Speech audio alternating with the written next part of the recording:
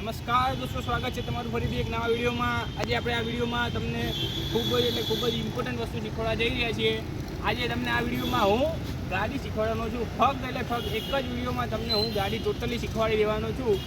તમને ગાડી વિશે ટોટલી નોલેજ આપીશ કે ગાડી કઈ રીતે શીખવી। જે લોકો બિગિનર્સ છે, જેમને ગાડી બિલકુલ આવડતી નથી, કે થોડી આવડે છે ને વધુ શીખવી છે, એમના માટે આ વિડીયો ખૂબ ઇમ્પોર્ટન્ટ થવાનો છે। તો ચલો આજે ફટાફટ તમને આ વિડીયોમાં ગાડી શીખવાડીશ। મને તો ગાડી આવડે જ છે, પણ આજે હું ગાડી એક મિત્રને શીખવાડવાનો છું। તો આવી જાઓ મિત્ર, એમને આપણે ગાડી શીખવાડી દઈશું। તો આજે આપણે આ મિત્ર છે, એમને આપણે ગાડી શીખવાડવાની છે। જેમને થોડા નજીક આવી જાઓ। આ ગાડી આવડતી નથી બિલકુલ, હજુ શીખે જ છે। શીખે એટલે શરૂઆત નથી કરી, વિડીયોથી શરૂઆત કરશે। એમને એક જ વિડીયોમાં ગાડી શીખવાડવાની ગેરંટી આપું છું। તો ચલો આપણે સીધી ગાડી શીખવાડી દઈએ। તો પહેલાં આપણે અહીંયા આવી જાવ, એમને ગાડીમાં બેસતા શીખવાડી દઈએ પહેલાં તો ગાડીનું લોક ખોલો। સર્વપ્રથમ ચાવી હોય ત્યાંથી લોક ખોલ્યું અને હવે દરવાજો ખોલ્યો, પછી અંદર જતું રહેવાનું। દેવો શીખવાડી દઉં, આ ગાડીનો લોક ખોલે અને આ રીતે અંદર જતું રહેવાનું, પછી આ ચાવી ગાડી તમારે લઈ લેવાની। ગાડીમાં બેસી જાઓ, હું પેલી બાજુથી આવી જાઉં, કેમેરામેન પાછળ બેઠો હોય તો ગાડી આખી શીખવાડી દઉં। તો મિત્રો આપણે ગાડીની અંદર આવી ગયા છીએ અને હવે ભાઈને અંદરની ગાડીની બધી બેઝિક માહિતી આપશું, પણ પહેલાં ગાડી શરૂ કરતાં એમને શીખવાડી દઈશું। તો મિત્ર, પહેલાં આપણે ગાડી શરૂ કરવાની છે, તો પહેલાં ગાડીને ઇગ્નિશન મોડ પર લઈ જાઓ। પહેલાં પોઈન્ટ પાડો અને ગાડી ઇગ્નિશન પર। આ ગાડી ઇગ્નિશન પર આવી ગઈ છે। 2 મિનિટ ગાડીને ઇગ્નિશન પર થોડી વાર રાખવાની, એટલે ગાડી બધી અંદર ટોટલી બધી વસ્તુ કરંટ જ્યાં પહોંચવાનું ત્યાં પહોંચી જાય। હવે ક્લચ દબાઈને સેલ મારો। પહેલાં આ ગાડીને સેલ મારી દીધો છે, હવે એક્સિલેટર આપો થોડુંક।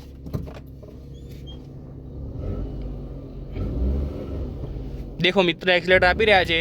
હવે આ ગાડી પેટ્રોલમાં હતી અને હવે સીએનજીમાં કન્વર્ટ થઈ ગઈ છે। થોડું એક્સિલેટર રાખવાનું, એટલે શરૂમાં ગાડી બંધ રહી જાય, કારણ કે જૂની ગાડી છે। હવે પહેલાં તો આપણે ગરમી છે એટલે એસી ચાલુ કરી દઈશું અને તમને એસીમાં શીખવાની વધારે મજા આવશે। અહીંયાથી એસી તમે જ ચાલુ કરો તમારા હાથેથી જ। આ ગાડીમાં એસી ચાલુ કરી થોડું એક્સિલેટર રાખતા રહો, એટલે શું કમ્પ્લીટ બધું થઈ જાય। હાલ આ ગાડી ચાલુ છે। હવે ગાડી વિશે ભાઈની થોડી બધી માહિતી આપી દઉં છું। આ ગાડીનું જે સામે દેખાય છે એ સ્પીડોમીટર છે, એમાં સ્પીડની ગાડી કેટલી ચાલેલી છે અને આ બાજુ જે લાઇટો બતાવે છે એમાં ગાડીમાં શું ફોલ્ટ છે, એન્જિન લાઇટને બધું બતાવે છે, બરાબર। આ છે ગાડીનું સ્ટીયરિંગ વ્હીલ, આ છે હોર્ન, તથા આ બાજુ જે બતાવે છે આ તમને ઇન્ડિકેટર, ગાડી સાઈડ લાઇટને એ બધું બતાવશે અને ગાડીની હેડલાઇટ ચાલુ બંધ કરવાની બધી માહિતીમાંથી મળી રહેશે। આ બાજુનું છે વાઇપરના કંટ્રોલ છે, પૂરું વાઇપરનું કંટ્રોલ તમે અહીંયાથી કરી શકશો। આ ગાડી પેટ્રોલ પ્લસ સીએનજીમાં છે, એટલે પેટ્રોલમાંથી સીએનજીમાં કન્વર્ટ કરવાનું મિત્રો અહીંયા આપેલું છે, જે અહીંયા ભાઈને બતાવી દઉં છું। આ 2 સ્વિચ છે, જેમાં દબાવશો એટલે ગાડી પેટ્રોલથી સીએનજીમાં તમે કન્વર્ટ કરી શકશો મેન્યુઅલી।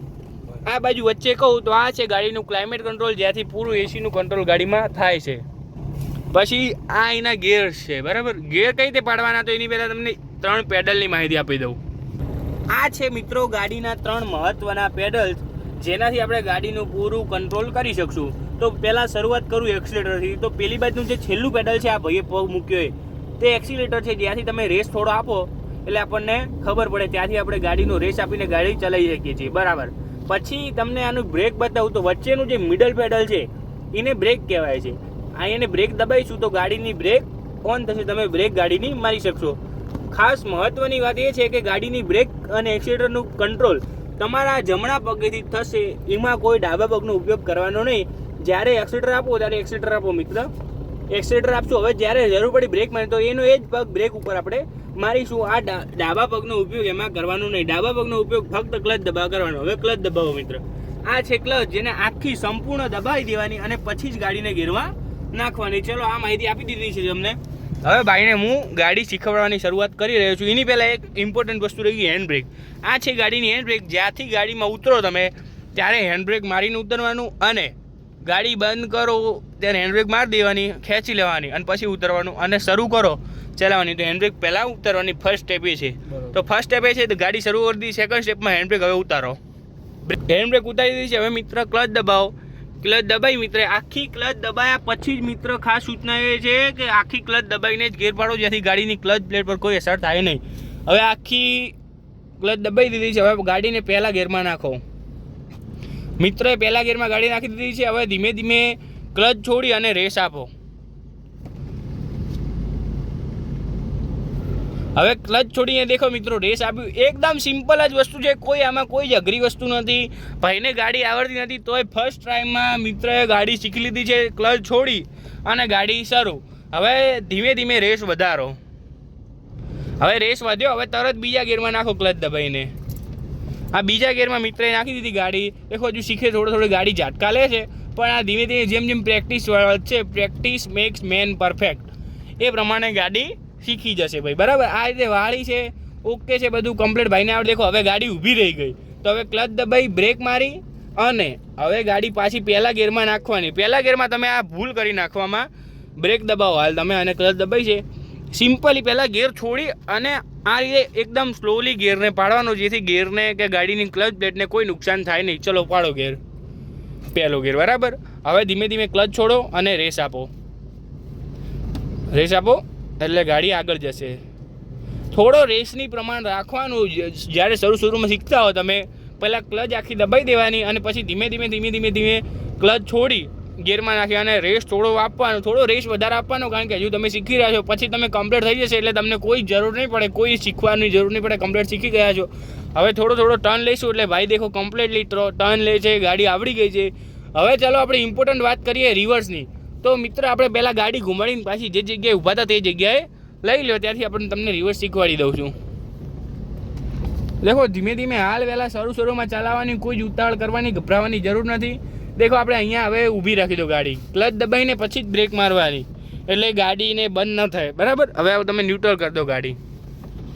તો ભાઈઓ આપણે ભાઈને રિવર્સ કરતાં શીખવાડીશું. તો રિવર્સ કરવાની ચલો માહિતી આપી દઉં છું તમને.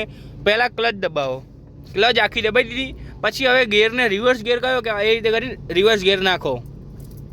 હાલ આ રિવર્સ ગિયર એન્ગેજ થઈ ગયો છે, અહીંયા રિવર્સ ગિયર લાગી ગયો છે. હવે શું ટ્રીક છે, ધીમે ધીમે ક્લચ છોડવાની અને થોડો રેસ રાખવાનો, જેથી ગાડી બંધ ન થઈ જાય. અને તમે રિવર્સ ગિયર નાખી દીધો છે, એની પહેલાં ઇમ્પોર્ટન્ટ વસ્તુ એ છે કે તમારે આ દેખો IRVM અને સાઈડના ORVM ઉપર ખાસ ધ્યાન રાખવાનું, જેથી કરીને તમને સાઈડની બધી માહિતી મળતી રહે. ઓકે, અને હવે રિવર્સ ગિયર નાખી દીધો છે, તો ધીમે ધીમે પહેલાં દેખો અહીંયાની સિસ્ટમ સમજાવી દઉં. ક્લચ છોડો ધીમે ધીમે અને ધીમે ધીમે થોડો રેસ રાખો, જેથી કરીને ગાડી રિવર્સમાં જાય. હવે તમારે પાછળ દેખવાનું અને દેખવાનું પાછળ કોઈ આવી તો નથી રહ્યું.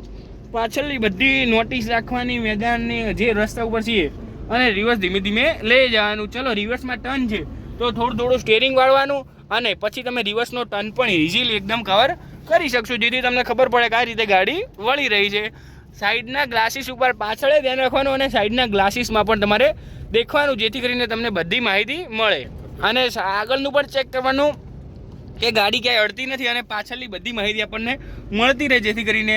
તો રિવર્સ ગિયરની પણ સિસ્ટમ આ જ હતી. હવે આપણે જ્યાં ગાડી ઊભી હતી ત્યાં પાછી લઈ જાઓ, એની એ જગ્યાએથી તમને બીજી માહિતી પણ આપીશું. બરાબર, ચલો હવે અહીંયા ગાડી ઊભી રાખી દો, સ્ટોપ. દેખો ભાઈને ધીમે ધીમે શીખવા માંડ્યા છે ગાડી ઊભી કઈ રીતે રાખવાની. તો પહેલાં ક્લચ દબાવવાની અને પછી બ્રેક મારવાની, એટલે ગાડી બંધ થાય નહીં. બરાબર, હવે આપણે ગાડી એકદમ સ્થિર પોઝિશનમાં ઊભી છે, તમે બ્રેક નથી મારી, ક્લચ નથી મારી, તો તમારે શું ખેંચવું પડશે, હેન્ડબ્રેક ખેંચી લો.